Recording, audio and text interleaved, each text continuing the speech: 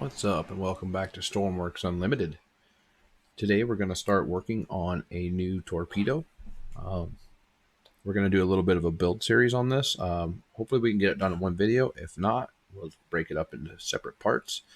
This torpedo is going to be a little different than most of the other ones you've seen. This one is going to have an EMP and a warhead in it. The goal here is that the EMP detonates slightly before it impacts target, and the warhead detonates upon impacting the target. So stay tuned and we'll start going through this thing.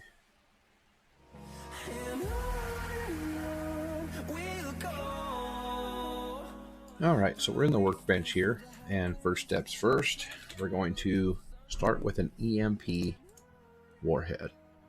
Now these things are huge, they're heavy, and they're just, it takes a lot of power to get things moving here. But before we do that, before we add any power source to this, we need a warhead. Now, the EMP is the same size as the large body warhead, so we're just going to stick that on there. And then, see, the warhead body is actually lighter than the EMP, so let's flip it around so that the warhead is out in front of the EMP. Now, we need a small base. Let's go ahead and turn our symmetry on. We need a small base to build. We can make it kind of big because we can always shrink it down, and we will.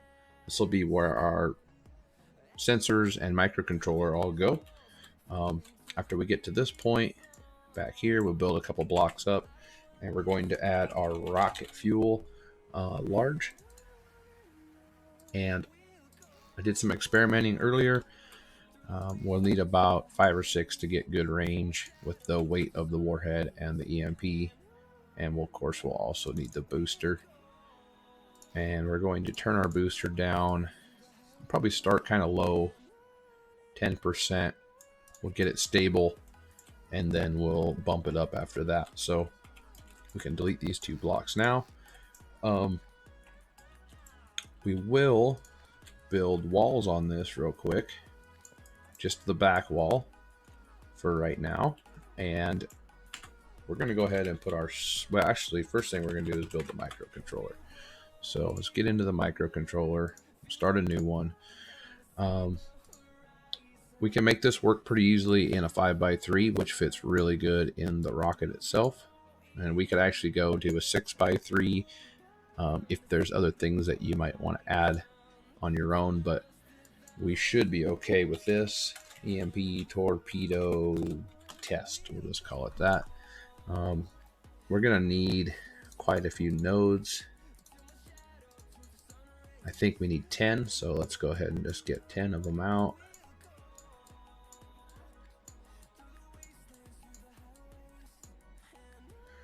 Okay, first thing we're going to need is we're going to need the launch input, so we'll leave that there. The second thing we're going to need, we'll start over here with this stuff.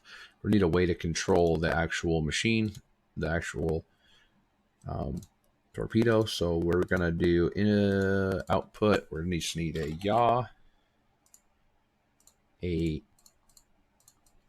roll, and a pitch.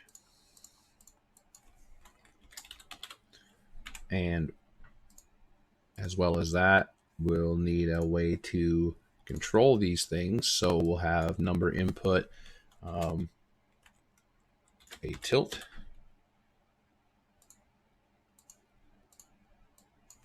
an altimeter. We're using altimeter on this instead of the using the sonar to do everything, just because we're going to be running at a preset depth. So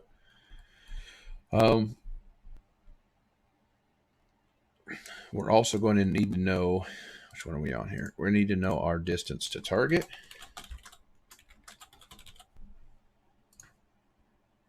We're going to need to know our target elevation. we're going to have to detonate the EMP. We're going to have to detonate the warhead. And we're going to need a few more nodes. 1, 2, and 3. Because we need to know, well, we need to be able to set our sonar up, so we'll have a number output that one of them is going to be our field of view. The other one is going to be the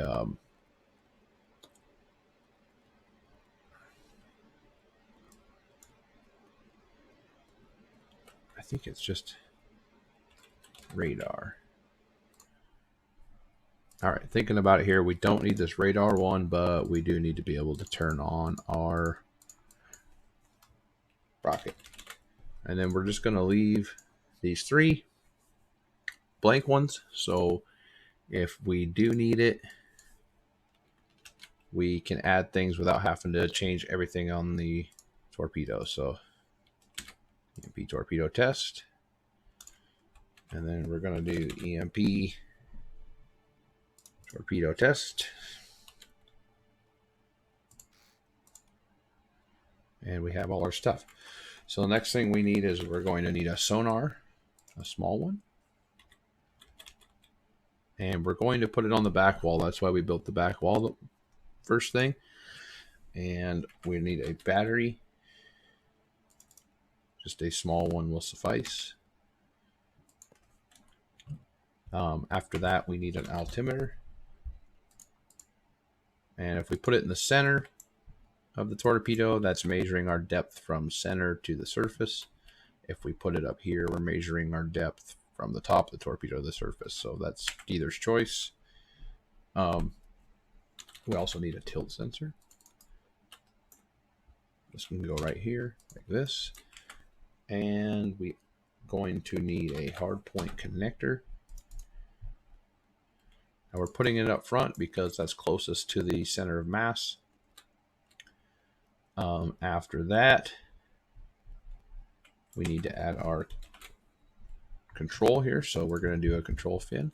We're going to turn our symmetry on. Now, it doesn't matter which way we put these.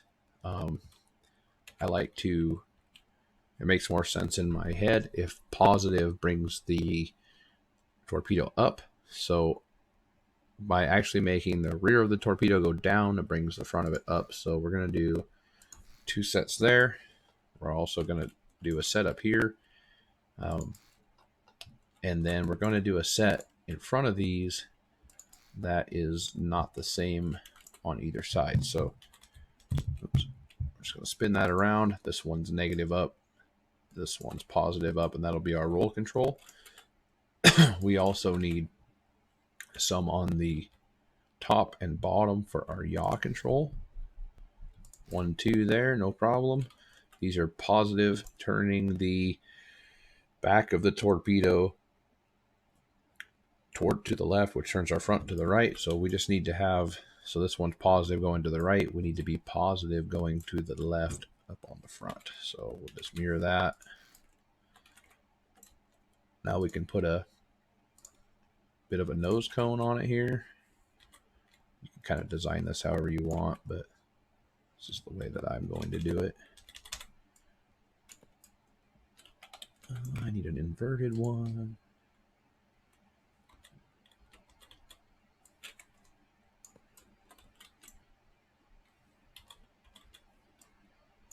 And then just another pyramid 1x2 down here. I like the proportions of the 1x2s. That is completely up to you. As long as you make it symmetrical, it will not affect the way the torpedo rides. So you can do 1x4s, you can do 1x1s, you can do whatever you want, as long as you keep it symmetrical.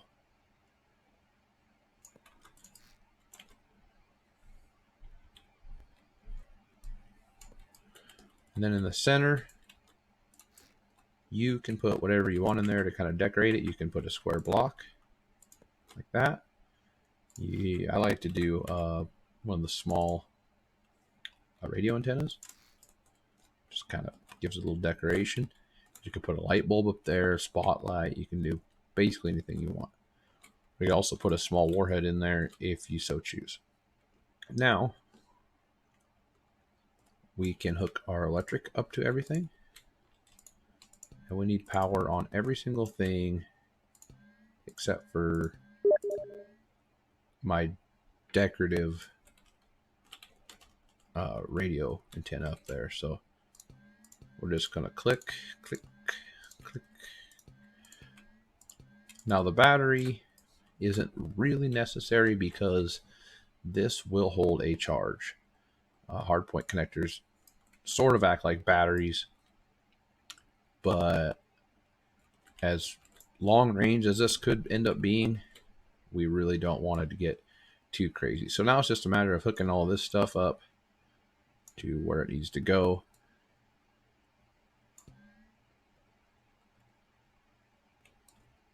EMP. We have a warhead.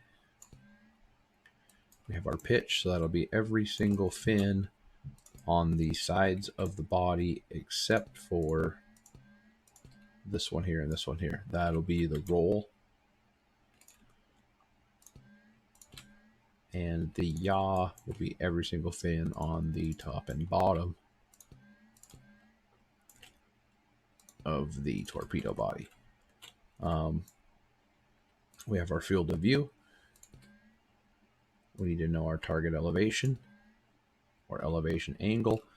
This is what controls our actual rocket. So now about the only thing to do is to finish off the body, and then we can program our microcontroller. So let's get this done up. And now is a good time to save it. EMP Torpedo. And actually, before we do that, let's go ahead and we need to build a stand for it. So we're going to start with just sticking a hard point upside down on top. We're going to cut it. We're going to bring it up one over to there and paste it. And what's important here is that when you hit this merge block, the torpedo's red. If you build your stand first, you'll be backwards and it will despawn on you even with a keep active block on it. So we're just going to come out here, build a little funky stand, and I'm going to build it kind of high up because I want this thing to be capable of being fired from the air. So if we were to put it on a large plane, that would be ideal. Let's just spawn it in and see where it lands. Oops.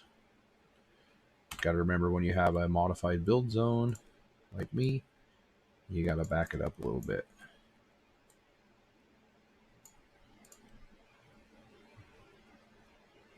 Okay, so it's sitting out of the water. We have to make sure that it's wide enough, which it may not be for the fins to go through. It's barely. It would be helpful if it was a little bit wider. So we can just delete this post. Run it out a little wider. Run this out a little bit wider. Connect the two. Yeah, whatever. And up here, just for the purpose of testing, we're actually just going to put a regular old padded seat right on top of our torpedo with a button. It can be a toggle or a push. It does not matter. Right there. The logic for this just goes straight to the launch node of the hardpoint connector body. And we need a battery. Don't actually need symmetry on for all this. And we just give power to these two things here. Now we have one other thing that's helpful, or a couple other things that's helpful just for testing. And one, we need a dial. And this is going to help us tune in our PID for our depth. We want a light. This will help us tune in our targeting. And we have to give power to our light, so we can just go off the hard point straight to that. The light hooks to the target bound of the sonar. This hooks to your altimeter. And that's really all we need. So save it. Bring up your microcontroller and go into the logic.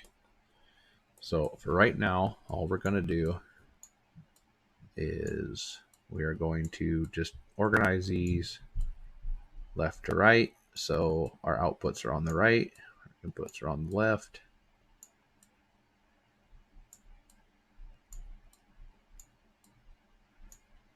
Just like that. Our roll output, bring it up here.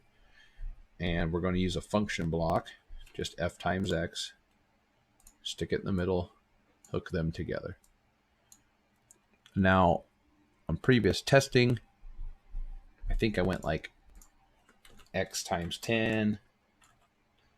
I'm just going to do 15. And that's just going to make the tilt sensor a little bit more sensitive and keep it more upright. Next thing we need to set is our field of view for our sonar. And we're going to do a property number for that. And we're going to name it sonar FOV. I think 0.15 will work. So we're just going to hook that up like that. We're actually going to move all this stuff out of the way for right now. We're going to, this is our altimeter, right? Yep, altimeter. We're going to grab that, PID. And the reason we're going to do advanced is going to help us control things. Bring it down a little bit, give it a little room. This goes to the process variable. Okay. And then we need a property number. Again, we're going to be using a lot of property numbers. And this is going to be depth. We'll just call it cruising depth. Cruising depth. Yep.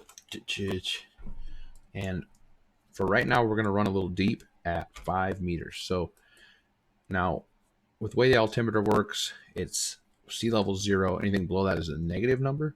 Anything above that's a positive number. Obviously, torpedoes run at a negative number. So we're going to take a function block, click it, hook it up in the middle here, and just do x times -1. And that's just going to turn any number we put in here to negative because it's written as a depth, not an altitude. So that'll help that. We're going to need more property numbers. 1, 2, 3 of them. I don't need this 4th one yet. This one's going to be our pitch P, pitch I, pitch D. So that's going to hook to the proportional gain, the integral gain, and the derivative gain. Now, as far as turning this on, we don't want to turn it on yet. So, but we do know that this is our pitch. So we're going to grab our pitch. We're going to hook it up right here. So we're going to go ahead and we're going to start working on our yaw real quick. So we need our elevation angle. And let me explain to you why we're using an elevation angle. Because we turned our sonar on its side, these have an elevation angle which reads up and down, but because it's on its side, it's reading left to right. So that's why we're going to use our elevation angle to control our yaw. So target elevation, bring it down over here out of the way. Here's our yaw, bring it over here. And we're going to use a multiply. and we're going to multiply it by, you guessed it, a property number. And the reason I'm using all these property numbers is so we don't have to go into the microcontroller every time we want to make an adjustment. We just have to change it. So this will be our yaw yaw multiplier. And I know it's going to be greater than 1. So let's start out at 10.